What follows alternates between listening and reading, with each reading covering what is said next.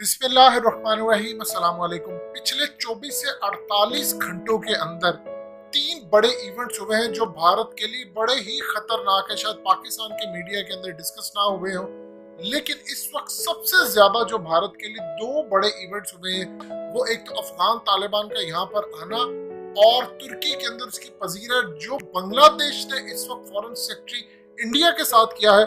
ये दो अहम तरीन टॉपिक हैं इस वीडियो के। सबसे पहले डिस्कस करते हैं अफगान तालिबान का। देखिए, अफगान तालिबान का विजिट हुआ और सबसे ज्यादा उसमें इंडिया के लिए हैरान कुन बात थी कि शाह महमूद कुरैशी जो कि पाकिस्तान की जानिब से उन्होंने चाइना के special invite to Afghanistan Leon Jian को इनवाइट किया। वो यहाँ पर आए और अब इनको शामिल कर लिया है कि आप आए हमारे साथ बैठे और बैठकर अफगानिस्तान का हल निकालें। यानी इंडिया को किक आउट कर दिया, अमेरिका को किक आउट कर दिया। और सबसे ज्यादा जो तकलीफ के मनाजिर होते हैं इंडिया के लिए वो होते हैं कि अफगान तालिबान के साथ हमारे ISI के चीफ हो।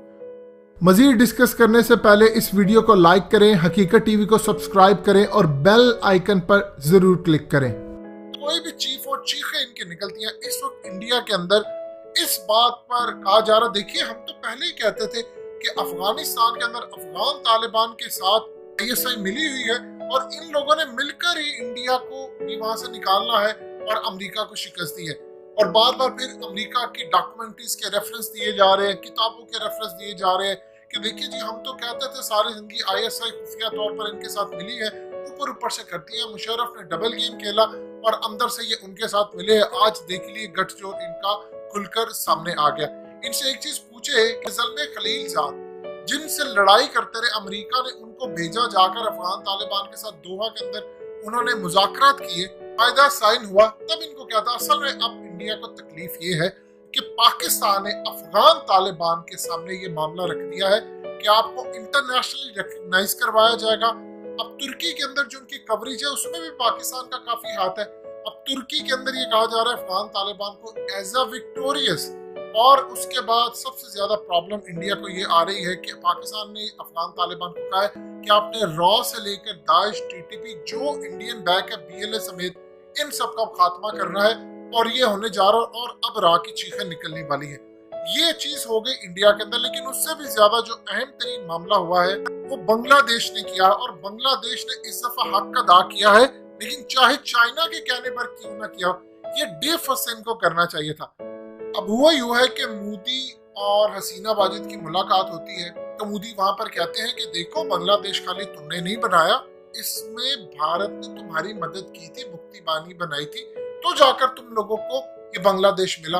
कितने ताल्लुकात हैं, कि कितनी देर पुरानी, आज से 4-5 साल पहले। एक बात याद रखिएगा, कभी किसी के साथ परमानेंट दुश्मनी नहीं होती, चाहे सियासत हो, मुल्क हो, और कभी परमानेंट किसी के साथ नफरत नहीं होती, मां सिवाय जब आप मजहबी बुनियादों पर मामला जिस तरह पाकिस्तान और इसराइल का है। अब आज देख लीजिए, अफगान तालिबान के दुश्मन थे सोवियत यूनियन, आज एक हो चुके हैं। और कभी बांग्लादेश और इंडिया एक थे, और आज जो हाल सूरत हाल सामने आई है, इंडिया ने अपने फॉरेन सेक्रेटरी श्रृंगला को भेजा और स्पेशल प्लेन देकर भेजा कि आप बांग्लादेश के अंदर जाएं, हसीना बाजी से रिक्वेस्ट करें कि आप इन मामलात को हल करें। ये जो आप चाइना के साथ मिलकर हमें दबा रहे हैं और जो नई आपका खेल हो रहा है, नई तैयारियां हो रही है, जो ब्लॉक बन रहे हैं, उसके अंदर आपकी मदाखलत जो हो रही है चाइना के साथ मिलकर, वो ठीक नहीं है। इससे भारत और बांग्लादेश के ताल्लुकात बहुत खराब होंगे।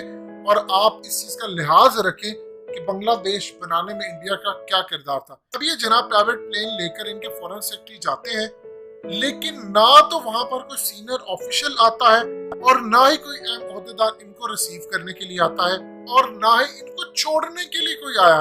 और सबसे बड़ी मजेदार बात यह है कि हालिया कुछ अर्सा पहले 10 चाइनीज डॉक्टर गए थे ढाका, तो वहां पर उनके फॉरेन मिनिस्टर ने सिर्फ खाली डॉक्टर्स की बात कर रहे हैं, उनके डॉक्टर्स को रिसीव किया। अब बांग्लादेशी मीडिया के मुताबिक हसीना वाजिद ने कई घंटे इनको इंतजार करवाया और फिर जाकर मीटिंग की, और इस बात को बार बार बांग्लादेश के मीडिया के अंदर उछाला गया।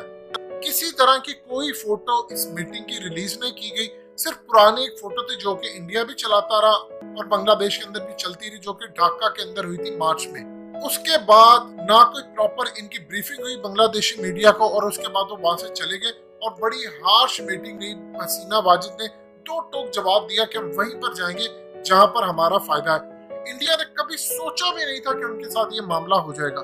ताकि जो श्रृंखला है ये बांग्लादेश के अंदर हाई कमिश्नर रह चुके हैं 2016 से 2019 तक, और इनको वहां पर बहुत ज्यादा पसंद भी किया जाता है। बावजूद इसके कि ये सूरत हाल इस वक्त पैदा हो गई है कि बांग्लादेश ने लाउड एंड क्लियर मैसेज दे दिया है इंडिया को, ये इंतजार करवाना, अपना ऑफिशियल ना भेजना कि अब हम तुम्हारे साथ नहीं है। जाहिर सी बात है, 26 अरब डॉलर की चाहे बांग्लादेश और चाइना के दरमियान मुआहदे हों, या उसके बाद 97% जो बांग्लादेशी प्रोडक्ट है उन पर जीरो टैरिफ आयद करे जो चाइना की मार्केट के अंदर है, तो वो क्यों इंडिया की तरफ देखेंगे? कि जब तक उनका मफाद था इंडिया के साथ, उन्होंने देखा। अब आपको याद होगा इमरान खान ने मुलाकात की थी हसीना वाजिद से, वहां पर एक अच्छी गुफ्तगू रही, पाकिस्तान का इमेज बेहतर हुआ। चाइना की वजह से तो मामला और बेहतर हुआ। के अलावा नेपाल के अंदर एक रिपोर्ट आई कि चाइना ने बहुत बड़े लैंड पर कब्जा करना शुरू कर दिया है और इंडिया के लिए खतरनाक है कि सारे इंडिया के साथ मिलते हैं। दोकला, गोरका, दरचुला, हुमला और इसके अलावा सिंधु पलचौक, अंकु वसाबा और रसूवा, ये वो तमाम जो इलाके हैं ये असल में नेपाली बाउंड्री है। लेकिन नेपाल ने कहा कि हमने ऐसा कुछ नहीं किया और इंडिया को अंदाजा हो गया कि चाइना ने इन सब पर कब्जा करना शुरू कर दिया है, लिहाजा अब इंडिया की मौत होने जा रही है। ये वो इवेंट्स है जो पिछले 24 से 48 घंटे में इंडिया को इतना परेशान किए हुए हैं, इतना ज्यादा परेशान किए हैं कि इसमें अगर आप एक चीज अहम ऐड कर ले वो है पाकिस्तान ने CH-4 ड्रोन्स जो तैनात किए हैं। उसके बाद आपको हकीकत टीवी तफसीली बता चुका किस तरह इंडिया ने कहा कि अब उसको स्पाई इसराइल के एंटी गाइडेड मिसाइल लॉन्चर चाहिए, और इसके अलावा 15 उन्होंने ड्रोन इसराइली मांग लिए हैं कि पाकिस्तान का मुकाबला करने के लिए। तो कुल मिलाकर बड़े बैड डेज आ गए इंडिया के। अल्हम्दुलिल्लाह हमारे लिए विन विन सिचुएशन चल रही है। दोस्तों, हकीकत टीवी को सब्सक्राइब करना मत भूलिए, वीडियो को लाइक करें, शेयर करें और कमेंट सेक्शन में अपनी राय का इजहार जरूर करें।